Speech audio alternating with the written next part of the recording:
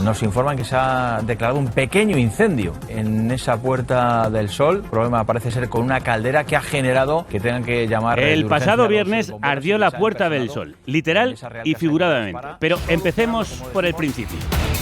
La noche del pasado miércoles, El Mundo y El Confidencial publican que altos cargos de Génova contactaron con detectives para encargar una investigación secreta a Isabel Díaz Ayuso. La supuesta investigación pretendía averiguar si el hermano de la presidenta de la Comunidad de Madrid habría cobrado una comisión de más de 280.000 euros de un contrato que Ayuso dio a dedo a un amigo de la familia. Ángel Carromero, hasta entonces coordinador de la alcaldía del Ayuntamiento de Madrid, habría hecho la consulta, pero el alcalde de la capital, José Luis Martínez Almeida, convoca a los medios y lo niega taxativamente. Que el detective niega la reunión, que el trabajador de la empresa municipal de la vivienda niega la reunión, que no hay ningún contrato y que por tanto, por supuesto, no se ha podido producir ningún encargo ni ningún pago con dinero público del Ayuntamiento de Madrid. No dio más explicaciones porque comparecía solo como alcalde y no como portavoz nacional del PP. Una periodista preguntaba algo muy sensato. Sí, por favor, ¿nos puede decir cuándo nos va a convocar como portavoz nacional para poder seguir haciendo preguntas? Gracias. Almeida no vuelve a aparecer, pero Ayuso y el número 2 del PP, Teodoro García Egea, cancelan su agenda y empieza el cruce de acusaciones que va de 0 a 100 en un par de horas.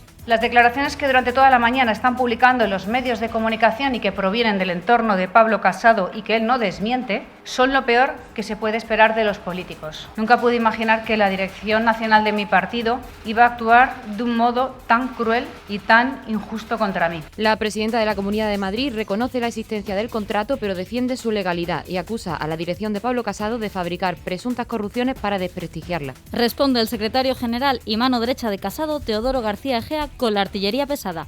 Niega el espionaje, afirma que el partido recibió información sobre un supuesto cobro de comisiones y culpa a Ayuso de hacer acusaciones casi delictivas contra Génova. Nunca pude imaginar que se atacara de una forma tan cruel e injusta a la dirección de un partido que le ha dado todo. Cuando nadie creía en ella, ahí estaba Pablo Casado, ahí estaba la Dirección Nacional para defenderla. Es imposible taparlo todo el tiempo. La verdad se abre paso y la justicia prevalecerá. El PP anuncia que abrirá un expediente informativo a la presidenta madrileña que puede acarrearle la suspensión de militancia e incluso su expulsión definitiva. Es la guerra total. Esa misma tarde dimite Carromero, que niega haber contratado a ningún detective y apartarse para salvar al ayuntamiento. Esperanza Aguirre y Cayetana Álvarez de Toledo salen en defensa de la presidenta y piden la dimisión de García Egea, incluso de Casado. Aznar dice que la situación en Ucrania es mejor que la del PP porque al menos allí no hay bombas nucleares. Los varones regionales, Fernández Mañueco y Moreno Bonilla, prefieren no hablar. El presidente de la Xunta de Galicia, Alberto Núñez Feijóo, reaparece como tercera vía y pide reconciliación o congreso extraordinario. Una jornada de saturación informativa y máxima expectación por escuchar al líder, que se lo guarda todo para una entrevista en la COPE el viernes. Más allá de que sea ilegal, que eso es algo que tendrá que decir un juez si hay una investigación, la cuestión es si es entendible que el 1 de abril, cuando morían en España 700 personas, se puede contratar con tu hermana y recibir 300.000 euros de beneficio por vender mascarillas. Ayuso contraataca desde los mismos micrófonos apenas minutos más tarde. Mantiene que ella tuvo conocimiento del contrato cuando se lo contó Casado, no antes. De repente hay alguien que está empeñado en que a mí no me vaya bien y a Pablo Casado tampoco. No sé quién le ha trasladado información. Quiero pensar que le están engañando y que le han dado algo intoxicado. Porque la información no me puedo creer que Ayuso llama intoxicada habla de un contrato de 1,5 millones de euros para la compra de mascarilla FFP2 y FFP3 otorgado a dedo desde la Comunidad de Madrid gracias a la vía de urgencia activada por el estado de alarma. Fue en abril de 2020 y el gobierno regional pagó 6 euros por mascarilla, uno de los precios más altos del momento, a Privet Sportive SL, empresa dedicada a la ganadería y el textil, sin experiencia en el sector sanitario ni relación previa con la Comunidad de Madrid. Su administrador único es Daniel Alcázar, amigo de la infancia de la presidenta y su hermano, que cambió la razón social para poder aspirar al contrato y que ha multiplicado un 200% sus beneficios en el último año. Pregunté a mi hermano, quien me confirmó que habían mantenido relaciones comerciales con esa empresa y que todo era completamente legal. Y que todo está regulado ante Hacienda y declarado. El viernes Ayuso reconoce que su hermano cobró 55.850 euros por las mascarillas, pero rechaza detallar otros 3 pagos que la empresa realizó a Tomás Díaz Ayuso. En un comunicado asegura que no es una comisión por obtener el contrato de la Administración, sino el cobro de las gestiones realizadas para conseguir el material en China y su traslado a Madrid. La pregunta inmediata es si el hermano hace las gestiones, ¿para qué sirve la empresa? Como pantalla para sortear lo que establece la ley, que impide contratos con familiares, ya lo había dejado caer Casado. pero al que quieren dejar caer es precisamente al presidente del PP y a su lugarteniente. El sábado, Casado sucumbe a las presiones de los varones y la prensa anuncia que da por buenas las explicaciones de Ayuso y se muestra dispuesto a cerrar el expediente informativo. Le hicieron entender lo que el día anterior no le parecía entendible. El contrato que está en el germen de esta guerra lo destapó hace 3 meses la periodista del diario.es, Fátima Caballero, que también publicó que otra empresa para la que trabaja Tomás Díaz Ayuso se ha llevado una veintena de contratos desde que su hermana está en la administración madrileña. Cuando publicó su exclusiva no pasó nada porque, como ha ocurrido en otras investigaciones de nuestro medio asociado, el resto de la prensa calla. No cayó la oposición madrileña. La diputada socialista Carmen López fue expulsada de la Asamblea de Madrid por señalar irregularidades en la concesión del contrato. A las unidades de contratación, ¿a qué empresa hay que contratar? Y además, le recuerdo, señora diputada, vamos a parar el tiempo. Que es que le tuvimos que denunciar las mascarillas. Señora López no está en el uso de la palabra. Y Unidas Podemos también fue duramente atacada por la propia Ayuso cuando le afearon la adjudicación a dedo. El tiempo ha acabado dando la razón al trabajo de Fátima Caballero. Fátima, crudos días. Hola, buenas, ¿qué tal? ¿Qué resultaba sospechoso de aquel contrato? Pues varias cosas. En primer lugar, que ese contrato era muy difícil de buscar por el motor de búsqueda, por el portal de contratación de la Comunidad de Madrid. En el motor de búsqueda era imposible encontrarlo poniendo el nombre de la empresa, su NIF o el propio número del contrato, ¿no? Estaba como capado. En segundo lugar, que esa empresa nunca se había dedicado al negocio sanitario, sino que se dedicaba al negocio textil y ganadero. Entonces estuvimos investigando y vimos que el dueño, Daniel Alcázar, era una persona muy cercana a la presidenta y a su hermano Tomás Díaz Ayuso, porque todos veranean en Sotillo de Ladrada, que es el pueblo de la presidenta que está en Ávila. Entonces ahí vimos que había una historia y por eso la publicamos. Pero el hermano no aparecía por entonces. No aparecía. Nosotros sí que preguntamos por el hermano entonces. La respuesta fue silencio administrativo por parte de la Comunidad de Madrid. No hubo respuesta. Solo nos confirmaron la amistad entre Isabel Díaz Ayuso y Daniel Alcázar. También preguntamos directamente a Daniel Alcázar, que también nos colgó directamente el teléfono y no quiso responder.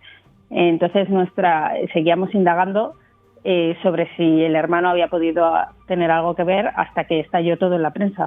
Ahora que ha estallado, la presidenta madrileña ha admitido que su hermano cobró por lo menos 55.850 euros de la empresa del amigo por conseguir las mascarillas, no como comisión, dice ella, sino como contraprestación. El quid es probar a cambio de qué cobra. ¿Por qué? Claro, pero si era él el que traía las mascarillas de China y era el encargado de traer todas esas mascarillas, ¿por qué necesitas una empresa intermedia para contratar con la Comunidad de Madrid? Entiendo que es porque, primero, el Código Ético de Altos Cargos no lo permite y, segundo, porque tampoco sería decoroso encontrar a Tomás Díaz Ayuso entre los adjudicatarios. Y luego hay otras 3 facturas. Recordemos que hablaba la presidenta el viernes de que no va a presentar, pero que el hermano de la Tomás Díaz Ayuso habría cobrado también de Private Sportive, ella hasta esos 286.000 euros de los que hablaba Pablo Casado el viernes en una entrevista en la COPE, pero hay que preguntarse de qué otros conceptos se puede haber cobrado el hermano de la presidenta en junio de 2020 de una empresa textil y ganadera cuando estábamos en plena crisis de la pandemia, cuando él se dedica al negocio sanitario, según la propia presidenta, durante 26 años. Entonces, hay muchas incógnitas que todavía tienen que responder. El contrato en cuestión no es el único, como ya hemos dicho. Hace unos meses desvelaste más. Los contratos con la empresa para la que trabaja el hermano de Ayuso empezaron con el primer cargo público de la presidenta. Noviembre de 2020, el gobierno de Ayuso adjudica contratos por 70.500 euros sin concurso ni publicidad a una empresa para la que trabaja el hermano de la presidenta. Diciembre de 2020, 150.000 euros a dedo para comprar mascarillas al empresario que paga un sueldo a Tomás Díaz Ayuso. Fátima, ¿cuál es la empresa, cuál es el papel que juega ahí dentro Tomás Díaz Ayuso y qué tipo de contratos son? Pues la empresa es Arte Solar Iluminación. Nosotros dimos esa información, como indicáis, en noviembre de 2020. Vimos que esa empresa se había llevado 10 contratos a dedo en el periodo entre septiembre y marzo de 2020, justo antes de que estallara la pandemia, y todos a dedo. Luego estuvimos indagando más y vimos que el primer contrato a esa empresa se produjo en 2017 cuando Isabel Díaz Ayuso fue nombrada viceconsejera de Justicia. Esa consejería contrató a esa empresa, Artesolar Iluminación. ¿Qué papel jugaba ahí Tomás Díaz Ayuso? Pues según su LinkedIn era el responsable de temas sanitarios y también Project Development Manager, porque tenía dos cuentas, dos perfiles de LinkedIn y en cada uno ponía una cosa. Y nosotros contactamos con el propio Tomás Díaz Ayuso, que nos dijo que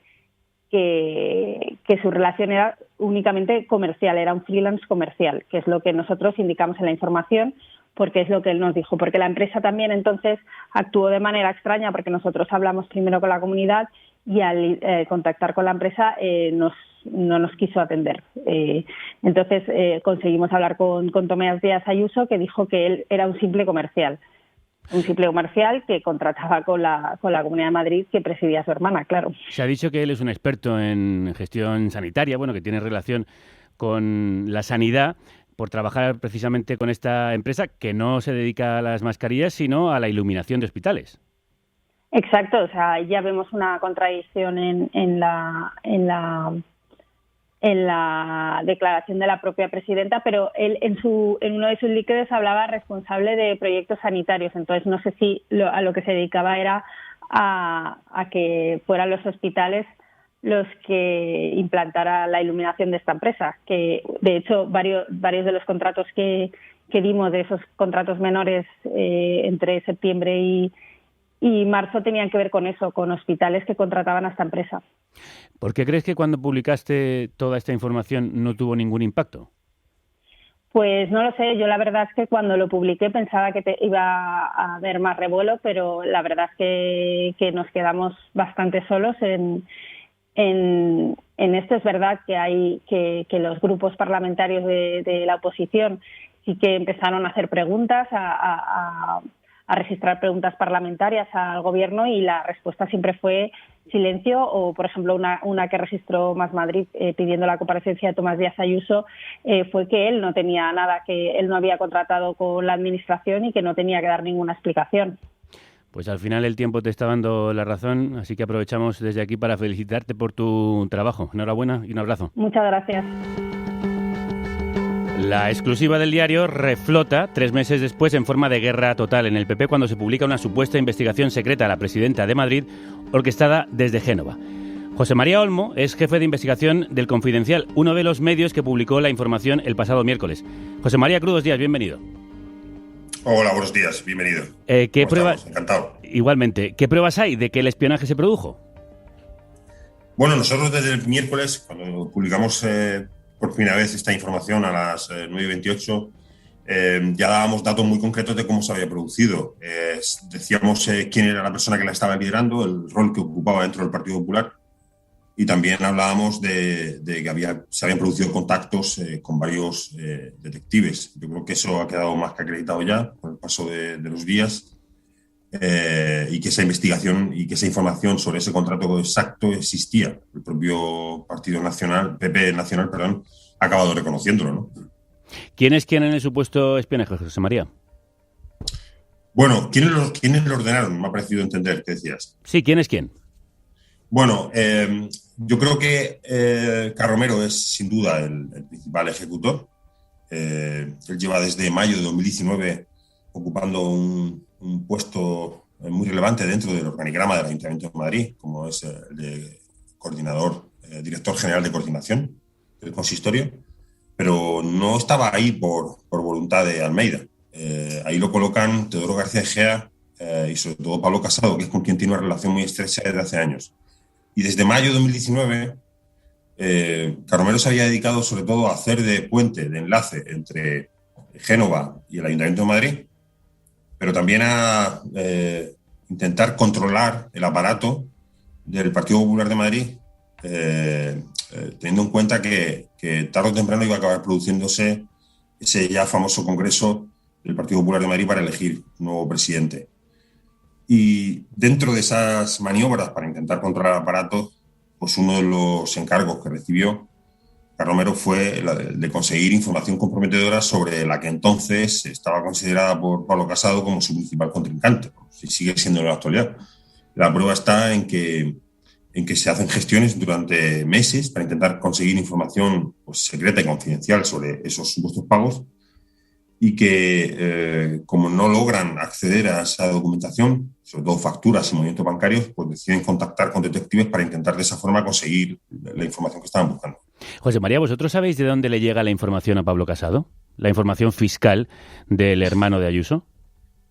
Yo es que tengo serias dudas sobre qué tipo de información fiscal tiene Pablo Casado, porque Pablo Casado, Teodoro García Egea, y últimamente de forma pública, pero en los últimos meses de forma privada, sí que trasladaban a mucha gente que se había producido una comisión, el pago de una comisión de 280.000, 300.000 euros incluso, por ese contrato en concreto, pero yo creo que la cantidad no es la que ellos decían y que probablemente ellos podían tener alguna sospecha o algún dato que pudiera implicar al hermano de Ayuso en ese contrato, pero es evidente que no tenían la información definitiva. Primero porque si la hubieran tenido, pues no convocan a Isabel Díaz de Ayuso para pedirle explicaciones en el mes de septiembre, y segundo porque si hubieran tenido todos los datos no hubieran recurrido a Carromero y su entorno para intentar conseguir esa información por sus propios medios y después por medio de unos detectives. Yo creo que ellos intuían que había algo, o sospechaban, o tenían a lo mejor la certeza de que podía haber algo, pero no tenían información ni pruebas suficientes de que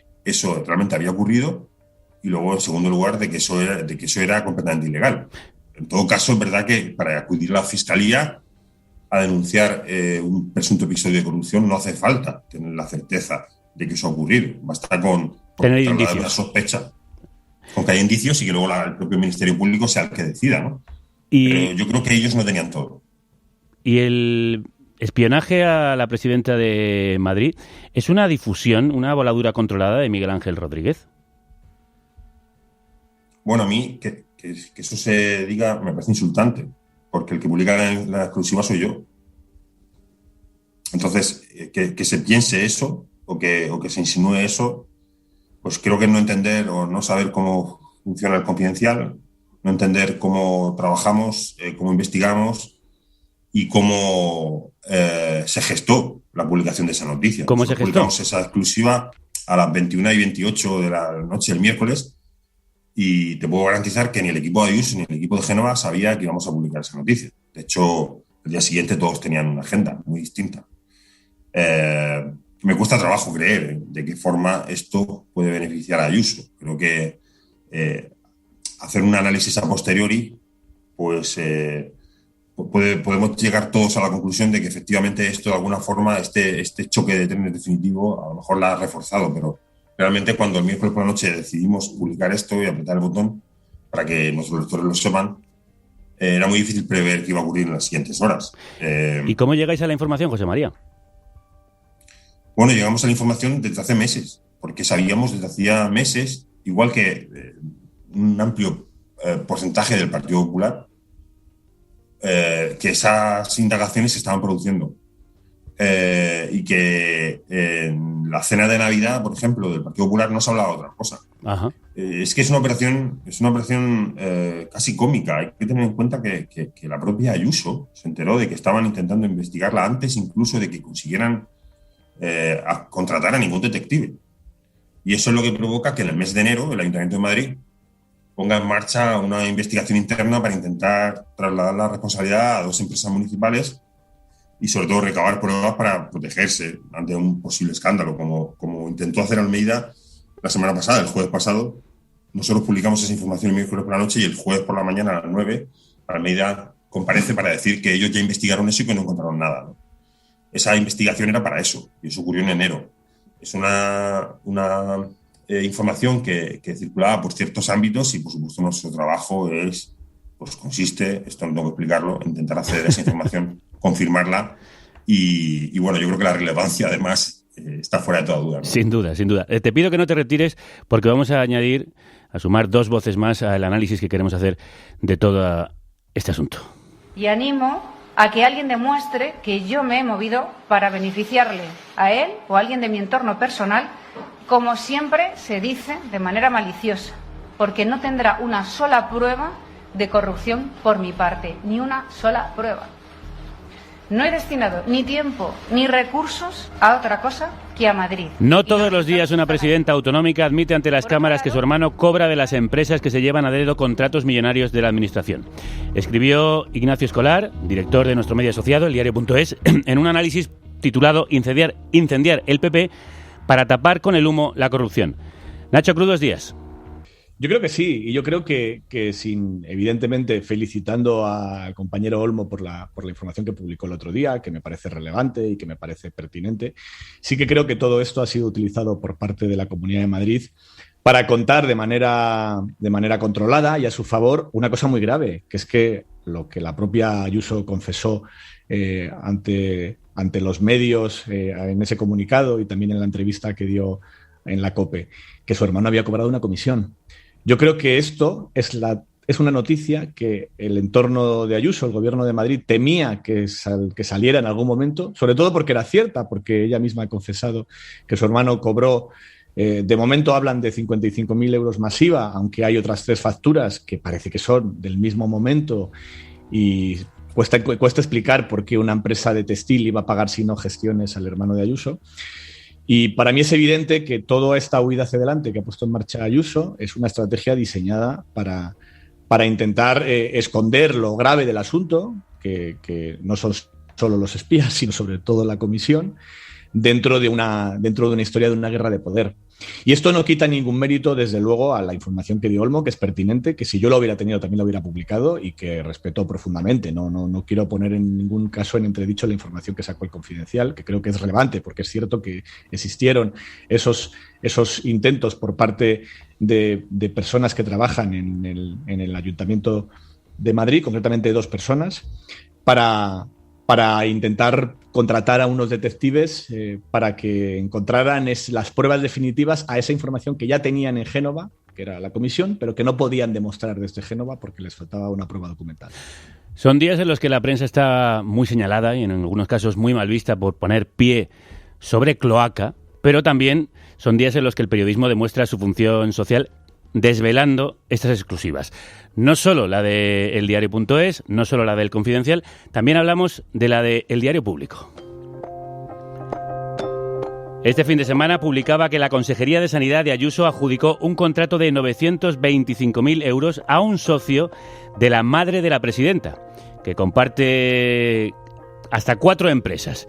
Virginia Pérez Alonso es la directora del medio. Virginia, crudos días. Buenos días, ¿qué tal? ¿Cómo estáis? ¿Qué similitudes hay entre ese contrato y el que salpica a Tomás Díaz Ayuso? Bueno, pues hay bastantes similitudes. La principal es que al final es un contrato adjudicado en este caso por una cuestión de emergencia, es decir, sin concurso público, a alguien del entorno de la familia Ayuso, ¿no?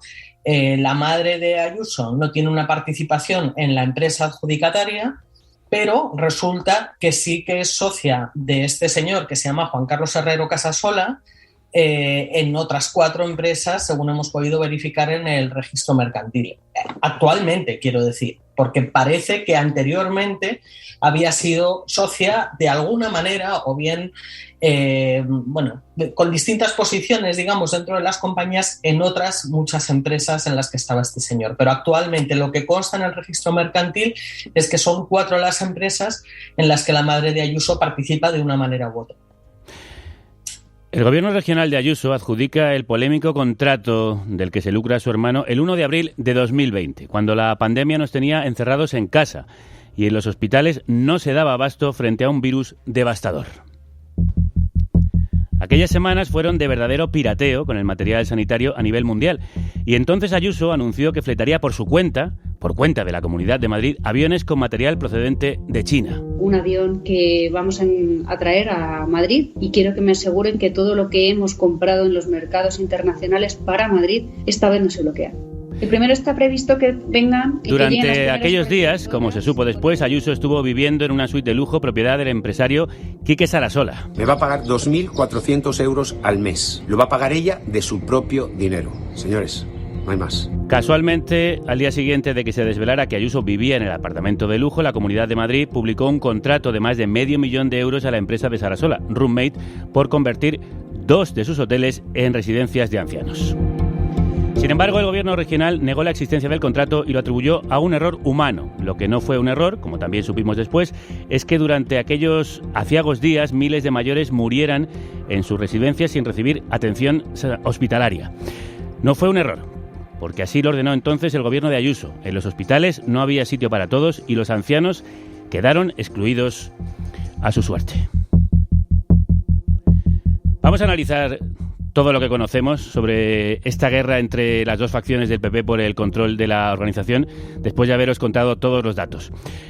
José María, ¿cómo crees que va a salir el PP de esta? Bueno, mal seguro, porque evidentemente este tipo de lucha intestina va a pasarle factura. Va a pasarle factura por mucho que de aquí salga un ganador distinto. Tendrá que gobernar un partido en ruinas. Y luego, por otro lado, incluso en el caso de que no cambie nada, hombre, yo creo que la situación en la que está ahora mismo Casado es muy complicada, ¿no? Él ha comprometido su credibilidad, su futuro, prácticamente, a lograr que su mayor y más sólido activo electoral acabe imputada por delitos de corrupción.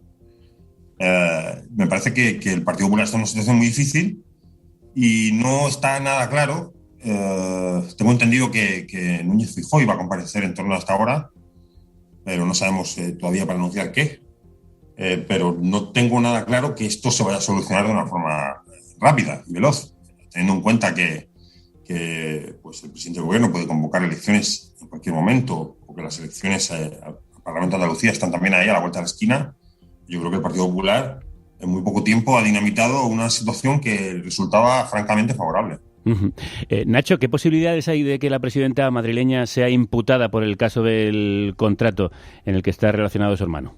Yo creo que eso todavía tiene bastante tiempo para que algo así ocurra. Los pasos para entender lo que sí que creo que puede pasar son los siguientes. En primer lugar, la Fiscalía Anticorrupción casi con seguridad abrirá una primera investigación a la que está obligada por la información que he recibido y las denuncias que he recibido de los distintos partidos de la oposición y sobre todo por todo lo que se ha publicado en la prensa, que ya es suficientes indicios como para abrir una investigación. Ahí entrarán en juego los peritos y se conocerán esos datos que algunos en el Partido Popular buscaban y no tenían, que son los datos bancarios, los datos de facturas. Ahí se conocerá, por ejemplo, qué tipo de relación comercial, como la llamaba Isabel Díaz Ayuso, tenía su hermano con Private Sportive SL, que es la empresa del amigo de ambos del pueblo, de Sotillo de Ladrada, en Ávila. Y si ahí aparece lo que ya está confirmado, que es que el hermano cobró una serie de conceptos, no se sabe muy bien a cambio de qué, no se sabe con qué facturas, pues eso se judicializará.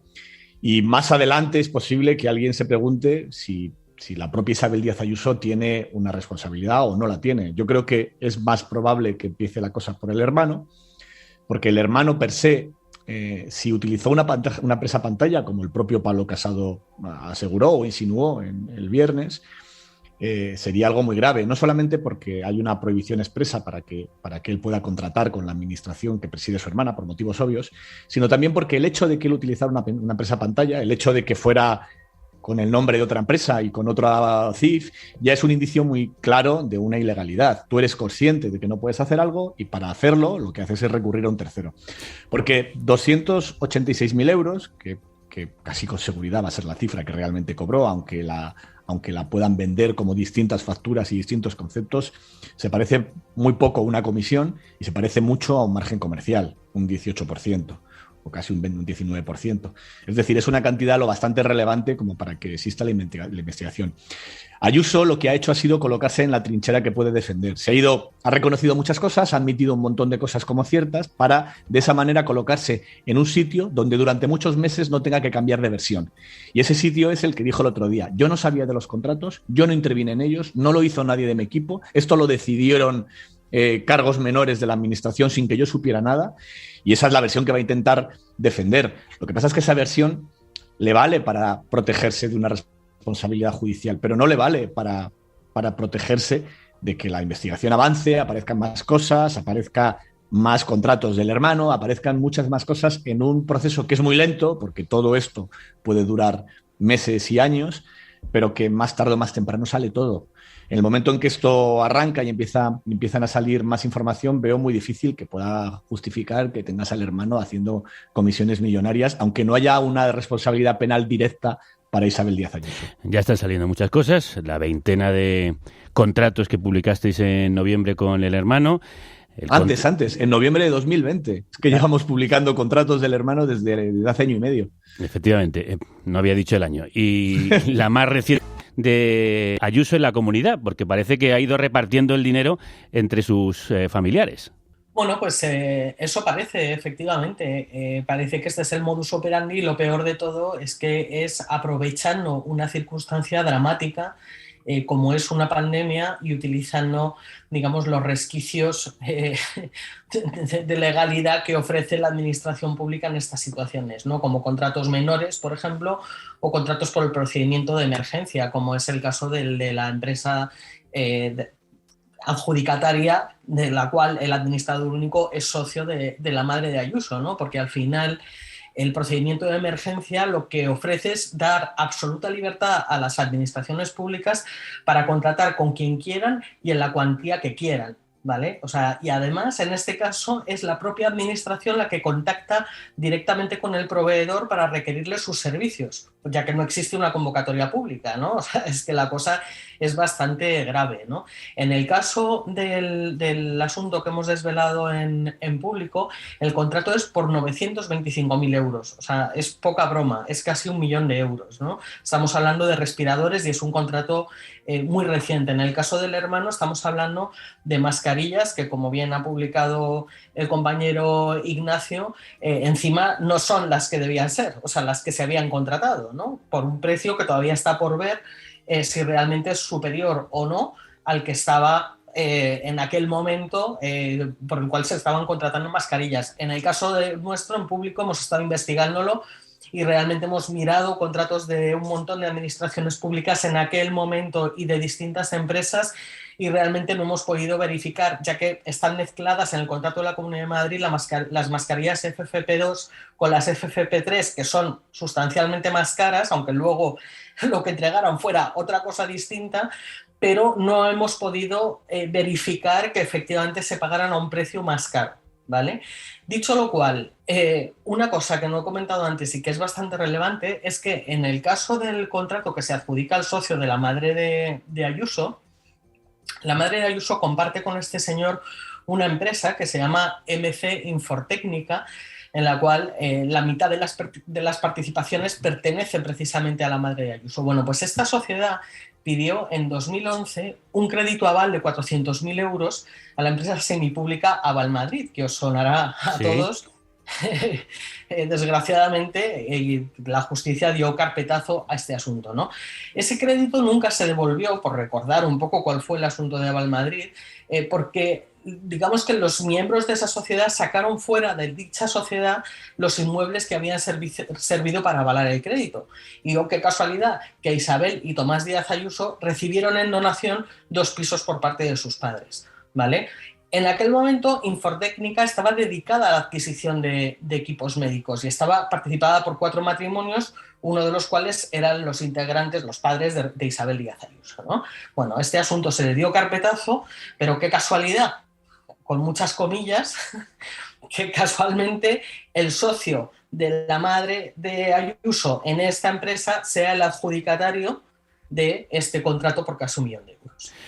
Pese a todas estas sombras de sospecha y de corrupción en torno a la presidenta, ayer más de 3.000 personas se reunieron en la sede de Génova para aclamar a Díaz Ayuso y pedir la dimisión de Casado.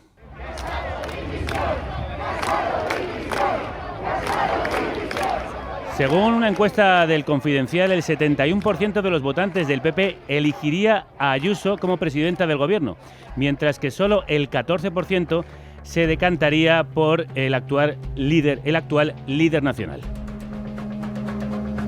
Además, el 59% del electorado popular cree que la presidenta de la Comunidad de Madrid lleva la razón, frente a un 8% que defiende a Casado.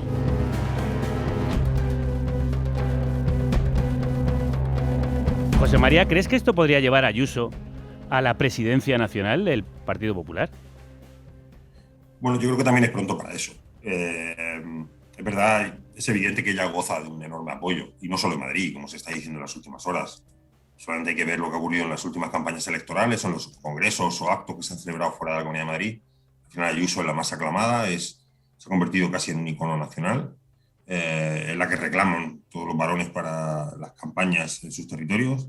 Y me parece que, sin duda, creo que tiene una forma de hacer política pues que favorece mucho los tiempos que corren, sin olvidar que es mujer. Y yo creo que ya va siendo hora de que alguno de los dos partidos nacionales tenga alguna candidata que sea mujer. Pero yo creo que los varones y los cuadros directivos del Partido Popular no están por esa solución. La solución en estos momentos que genera más consenso es que se produzca la salida de Casado y que tome el timón Núñez Feijóo. Por supuesto, Núñez Feijóo no pondría ningún problema a que Ayuso sea presidenta del PP de Madrid. Pero la solución intermedia, esa tercera vía que representaría Feijóo, es la que goza de más consenso, ¿no? Porque sería un cambio más tranquilo y porque el resto de los varones, de alguna forma, algunos también ven con cierta desconfianza a Ayuso y no están tan por la labor de que sea ella la que acabe tomando el control de Génova. Nacho, ¿esa tercera vía de Feijóo es la más probable, en tu opinión?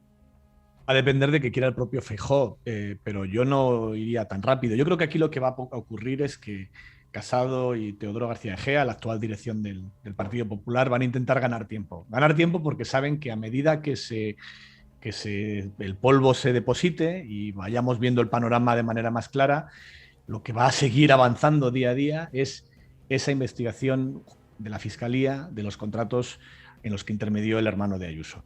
Entonces, cada día que pase en esa dirección, Casado tiene más argumentos para decir yo tenía razón, cuando ahora mismo no tiene dentro del votante del Partido Popular muy poco. Yo tengo la impresión de que la mayoría de los votantes del Partido Popular hoy respaldan a Ayuso, lo cual me parece un poco triste, ¿no? Porque realmente me parece mucho más grave lo que ha ocurrido con ese contrato que lo que ha ocurrido con el intento, que no se llegó a sustanciar, de contratar unos detectives, siendo también un asunto grave esta segunda cuestión.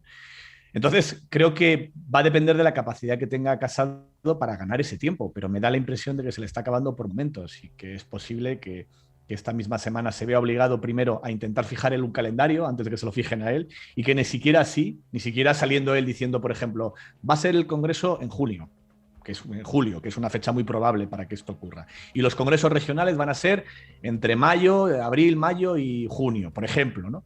Esto que puede ocurrir y que ponga fechas a todos los congresos del PP que hay que celebrar, incluido también el de Madrid. No sé si ahora es suficiente para evitar que los varones críticos y con peso del Partido Popular, que básicamente son dos, Andalucía y Galicia, se lo lleven por delante y le digan que no tiene ya tanto tiempo, que no vale ya esperar a julio para celebrar el nuevo Congreso. Cuentan que Aznar hizo de mediador para aquietar las aguas. Vamos a analizar para terminar el papel del aparato del partido y las declaraciones de algunos dirigentes o exdirigentes. Si hay problemas orgánicos dentro do Partido Popular de Madrid a sede nacional do partido, se teñen que resolver de forma inteligente, e non desde logo provocando un incendio. Eso non ten ningún sentido. El Partido Popular, su organización está en manos de Teodoro García Egea y, por lo tanto, como esto ha sido una catástrofe, pues tendrá que dimitir. Eso decía Esperanza Aguirre. Sin embargo, Casado se niega a entregar la cabeza de su mano derecha. ¿Tiene alguna posibilidad de salvarse, en tu opinión, Virginia? ¿De salvarse Casado? Sí. Yo creo que tiene muy pocas, pero entre otras cosas porque es que lo ha hecho francamente mal. O sea, hay que recordar que fue el propio Casado quien vía dedazo puso a Isabel Díaz Ayuso donde está. Vía dedazo, Carromero estaba en el Ayuntamiento de Madrid. O sea, aquí es todo el dedazo al poder, ¿no? Yo creo que tiene pocas posibilidades, ¿no? Lo que pasa es que el PP está en una situación bastante complicada porque aunque los varones apuesten por Feijóo, ya hubo otro momento en el que se habló de Feijóo como posible candidato a presidir el PP nacional, cuando concurrían Cospedal y Soraya Sáenz de Santamaría. y sin embargo casi él mismo se retiró de esa opción, ¿no?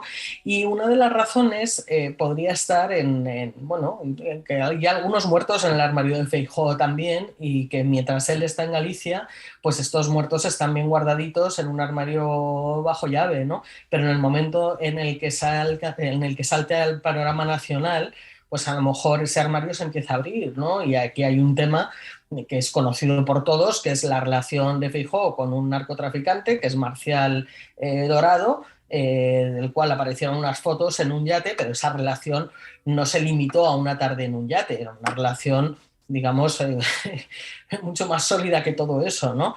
Feijóo también tiene sus propios dedazos en Galicia, su hermana está siendo beneficiaria también de algunos contratos, en público lo hemos estado publicando.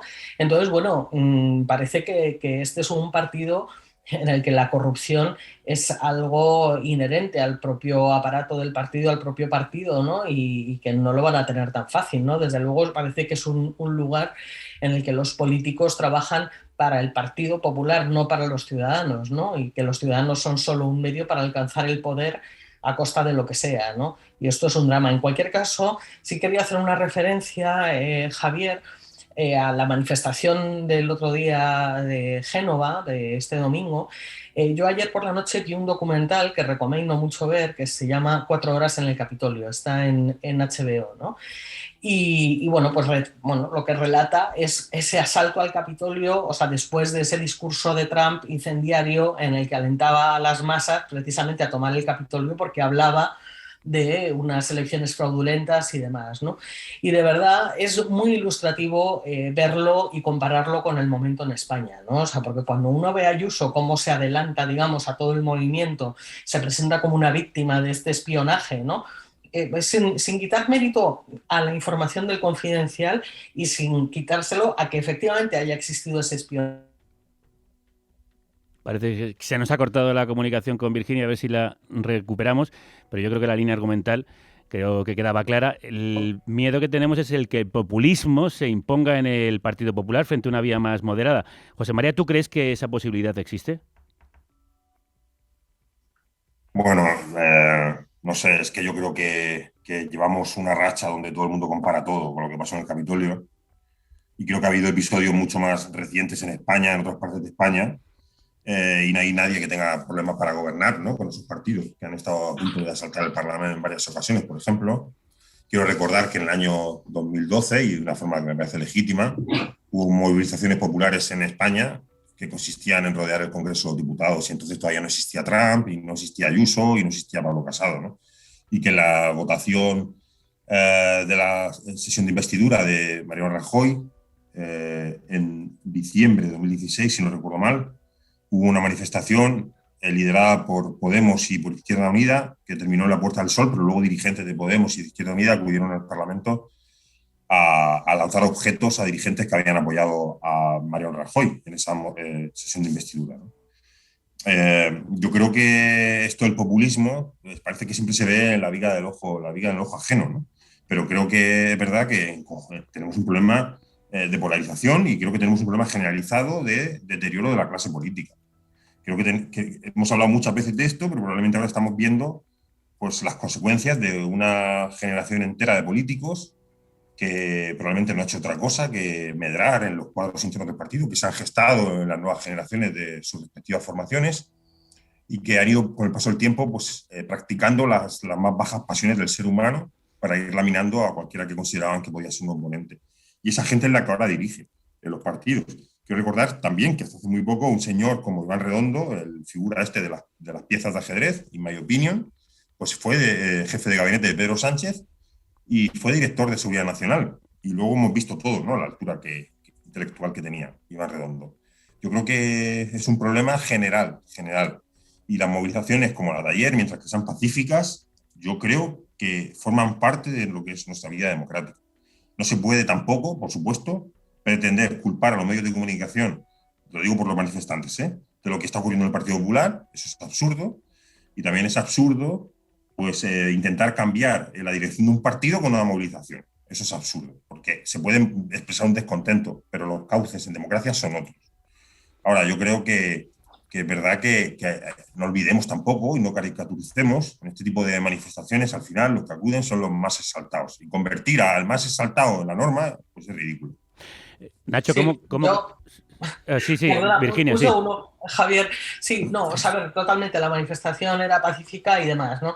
Pero a mí lo que no deja de sorprenderme enormemente, ¿no? Es que salga una masa de gente a la calle a defender a una persona cuya corrupción o presunta corrupción parece palpable, o sea, y está a la luz pública, digamos, porque a través del portal de transparencia se pueden consultar los contratos de la Comunidad de Madrid y a través del registro mercantil se pueden cruzar los datos. O sea, y es una realidad y al final la gente cierta gente va a defender a una señora que en un momento, insisto, de pandemia, en una situación dramática, está otorgando contratos a dedo y beneficiando a personas de su entorno, ¿no? Y yo creo que esto, a mí no me gusta nunca hablar de populismo, porque creo que es una palabra muy, bueno, que lleva a confusión muchas veces interesada, ¿no?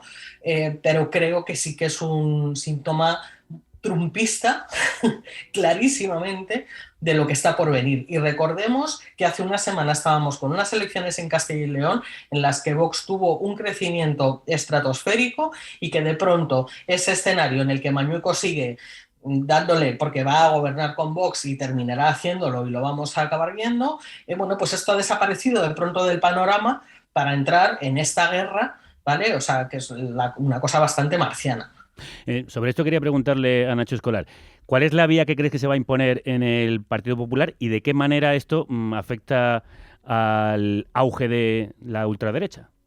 Pues os cuento, ¿no? Yo lo que decía es que esto es un punto de inflexión, que realmente la legislatura cambia a partir de aquí, que pueden pasar muchas carambolas, pero incluso una que tendría un cierto paralelismo con lo que ocurrió con el PSOE y la derrota y la victoria posterior de Pedro Sánchez al frente del partido, ¿no?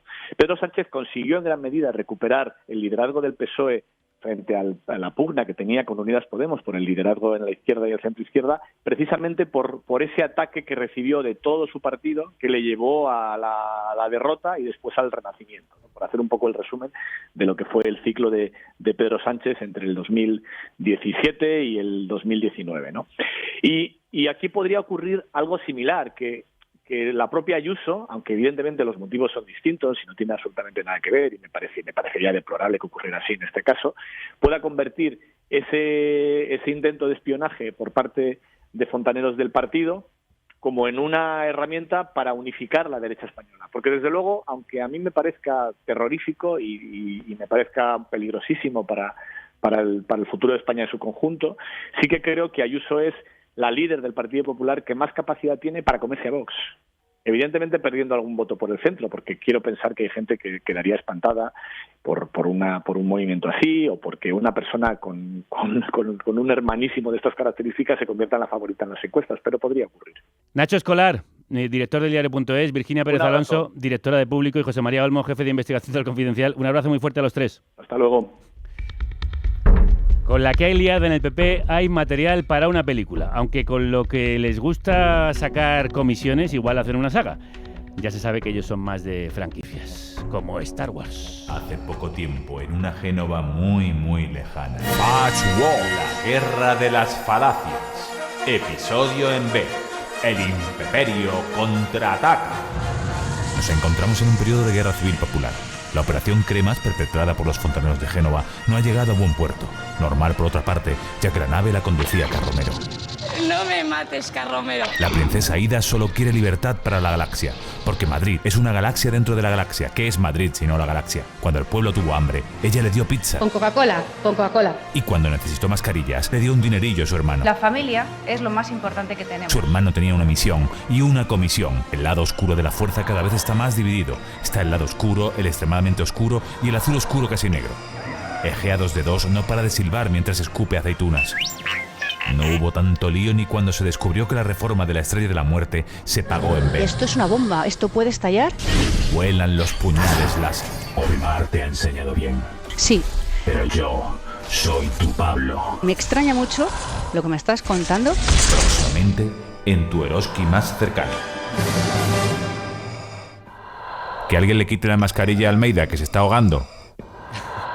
Nuestro Pepe Macías. Pues bien, mientras unos hacen el mal, otras luchan por hacer el bien.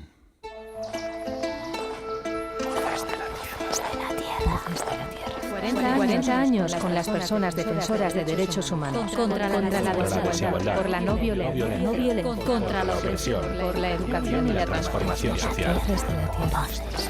Voces de la Tierra. Voces de la Tierra. Defensoras del territorio y los derechos humanos en Latinoamérica. En colaboración con Brigadas Internacionales de Paz. Con la voz de Laura Casillas. Crudos días, ¿cómo estás? Buenos días, Javier. Bienvenido una vez más a Carne Cruda. ¿Qué voces vamos a escuchar hoy? Pues vamos a escuchar voces nicaragüenses. Empezamos con la de Ana Lucía Álvarez, que es feminista y defensora de derechos humanos y que nos pone en contexto así. Yo creo que si hay una palabra que por lo menos a mí pues me hace sentir la situación que estamos viviendo en Nicaragua es terror, ¿no? Yo creo que vivimos en un estado de terror constante que pues se ha hecho, digamos, insostenible, inaceptable desde el 2018. Y la otra voz que vamos a escuchar es la de Wendy Quintero, también nicaragüense, periodista y comunicadora. Una colega. Sí, que ahora vive en el exilio en Costa Rica. Y mira, Javier, lo que me ha pasado hablando con estas dos mujeres es que me ha impresionado un montón lo que me contaban, precisamente porque las periodistas y las activistas de este país son muy parecidas a nosotras. Tenían hasta hace 4 años vidas que, eso, se nos parecían mucho y que se complicaron de repente. Jamás en mis 40 y pico de años pensé que yo iba a vivir algo como lo que yo estoy viviendo. Ya son 3 años. Vamos a explicar por qué. Vamos a hacer un poco de memoria. ¿Qué ha pasado en Nicaragua en estos últimos años? Ha pasado que se ha recrudecido la deriva autoritaria de un régimen que ahora mismo está encarnado en un matrimonio. El de Daniel Ortega y Rosario Murillo, que son respectivamente presidente y vicepresidenta del país y que llevan ya 14 años en el poder. Es que el Estado de Nicaragua pues ha logrado, digamos, un control social, pues y una situación de represión tal y un Estado policial tal que en Nicaragua si uno sale a la calle con una bandera del país, si uno sale a la calle con un pequeño rotulito, está en riesgo inminente de detención, ¿verdad? Distintas organizaciones internacionales han denunciado que en Nicaragua se cometen crímenes de lesa humanidad. Las cifras de la Comisión Interamericana de Derechos Humanos dicen que hay al menos 355 personas que han muerto por la represión estatal. Datos espeluznantes de una represión que empieza a ser muy dura a partir de las movilizaciones de 2018. Eso es, eran unas protestas que, como casi siempre, respondían a muchos detonantes distintos, pero quizá el más importante es que el gobierno decidió meter mano al sistema de seguridad social. Una de las cosas que creo yo que fue lo que más indignó a las personas era que a los ya jubilados les iban a quitar el 5% de lo que percibían porque había un desbalance. Bueno, y de hecho lo sigue habiendo, ¿verdad? Yo lo llamo robo, ¿verdad? Porque se supone que... Pero algo en lo que estas activistas insisten mucho es en que las movilizaciones no surgieron de la nada. Fuimos acumulando, ¿no? Fuimos acumulando arrechuras, como decimos en Nicaragua, porque el régimen, ¿verdad?, Daniel Ortega y Rosario Murillo, es un régimen profundamente capitalista, profundamente extractivista y profundamente patriarcal. Dice Ana Lucía esto de patriarcal y es importante, porque una de las más reprimidas fueron y siguen siendo las feministas, que tenían, por cierto, razones muy profundas para manifestarse. Una de las primeras cosas que hace el régimen a través del pacto que tiene con la Iglesia Católica y el pacto que tiene con la derecha es la penalización del aborto en todas sus formas en Nicaragua. Pensionistas indignados, retrocesos en las libertades sexuales y reproductivas. Toda esta historia tiene elementos que nos suenan de algo. Pues sí, y además allí junto a los pensionistas, los estudiantes y trabajadores, las feministas, estaban también los activistas campesinos, los que luchan contra empresas mineras, los defensores y defensoras de derechos humanos. Se unieron todas las luchas. Un movimiento social muy diverso, organizándose junto. Eso no le gustó nada al régimen.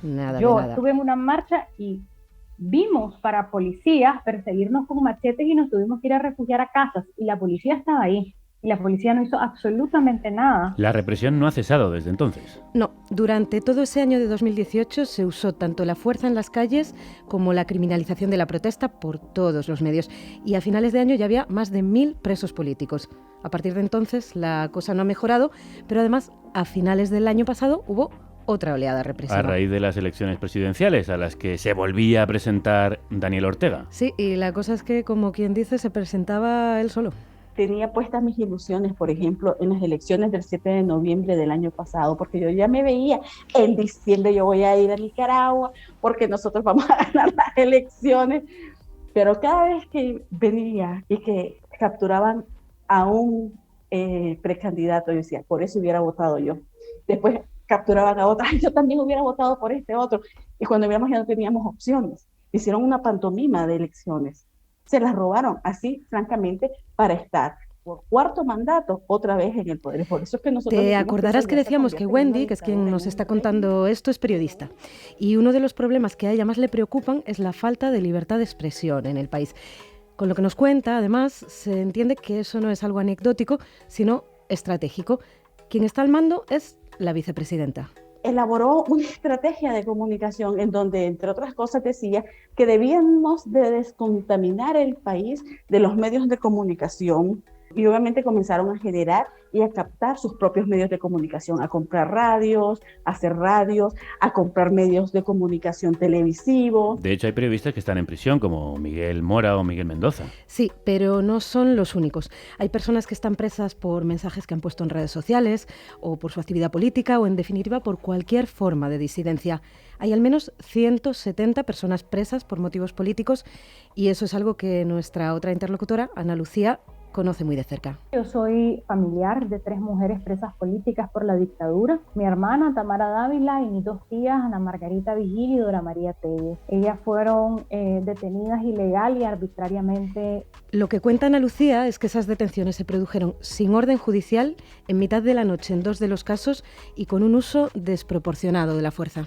Se habla de aproximadamente 60 antimotines. En el caso de mis tías, además, drones sobrevolaron la vivienda. Habían carros sin ningún tipo de identificación policial, es decir, habían probablemente parapolicías que también estuvieron en la vivienda. Además, después de la detención pasaron 90 días desaparecidas, y en ese tiempo se les hicieron audiencias en mitad de la noche en las que se les juzgó a penas de varios años de cárcel. ¿Cómo es la situación de esas cárceles? Esa es la otra parte del asunto, porque los derechos humanos no están garantizados en absoluto allí dentro. Mi hermana está en una celda de castigo totalmente empernada, en donde el único momento donde puede ver a su alrededor es cuando le abren la rendija para pasarle comida, o cuando la llevan a los interrogatorios, porque ese es otro elemento. Ellas alegan que han tenido interrogatorio todos los días durante estos 8 meses. Ante el riesgo de sufrir algo así, muchas personas han optado por el exilio. Te contaba antes que es el caso de Wendy. Yo no quería dejar mi país, y cuando tomé la decisión fue porque yo sentía que me estaban acorralando la mayoría de mis colegas y compañeros. Yo trabajaba en ese momento. Desde 2018, unas 150.000 personas nicaragüenses han solicitado refugio en otros países, y muchas de ellas, como Wendy, están en Costa Rica, por ser el país vecino. Al inicio te cuento, yo no quería pedir refugio, porque decía, yo no tengo por qué pedir refugio si yo tengo mi país, yo soy ciudadana nicaragüense. El día que lo fui a pedir aquí en Costa Rica, lloré como no tenés idea, porque me sentía huérfana, porque me sentía mota. Mota es sin familia, y es un sentimiento horrible. Al final, lo que le iba a aliviar un poco esta situación de ser mota, de no tener sitio, fue precisamente seguir haciendo activismo. A ver, una de las cosas que a mí me pasaba era, me voy y es como, los estoy dejando solos, estoy huyendo, pero no, porque no solamente era protegerme, sino también ver qué más podía hacer. ¿Y qué más podía hacer? Pues sobre todo en lo que están trabajando desde el exilio las y los nicaragüenses es en documentar lo que está pasando, tanto para que lo sepamos en otras partes, por ejemplo aquí, como para dejar memoria, una memoria de estos crímenes que esperan que sirva de base en un proceso de justicia que tiene que llegar muy pronto. Porque en Nicaragua pues no queremos más borrones y cuenta nueva, no queremos más políticas de olvido. Porque esto que está sucediendo en Nicaragua no puede volver a ocurrir, y queremos que el resto de los países que también están teniendo procesos similares a los que nosotros iniciamos con Daniel Ortega y con Rosario Murillo, entonces para que también haya una voz de alerta. Memoria y alerta, 2 palabras que tenemos que tener muy en cuenta también por aquí. Daniel Ortega, que ha traicionado la revolución sandinista, la que empezó y a la que decía servir y que ha convertido su país en un régimen del terror. Quedamos muy atentos a lo que nos sigan contando desde allí, desde Nicaragua, y de momento nos despedimos por hoy. Laura, gracias como siempre por traernos más voces de la tierra. Gracias por dejar hueco para estos recordatorios. Hasta pronto.